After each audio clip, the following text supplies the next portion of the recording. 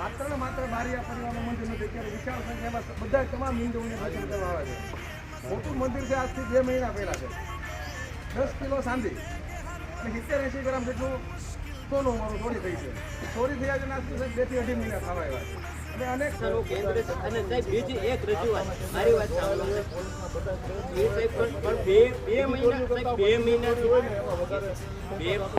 આવડી મોટી ચોરી છે સાહેબ. આજે એક જગ્યાએ ચોરી થઈ પીઠમાં જ આવી નકુમ સાહેબ અને આપણે વાડેર સાહેબ અને એલસીબીના પીએ અને અહીંના લોકલ 2 પોલીસના બહાર રહી અને આપણા કેસની તપાસ કરશે. એ આપણે બાહેંધરી આપે છે, લેખિતમાં આગળ ઓર્ડર આપશે આપણે આવડે બરોબર. સાથે કીધું આપણે સંતોષાવાદમાં 100 યુવાનો સાથે આત્મવિલોપનની જિંદગી દાખલા પોલીસ સ્ટેશનમાં આવીને આત્મવિલોપન કરી. જો અમને યોગ્ય ન્યાય નહીં મળે તો આમાં કાંઈ પણ થાય તમામ જવાબદારી સરકારની, તંત્રની, પોલીસની રહેશે. બરાબર છે.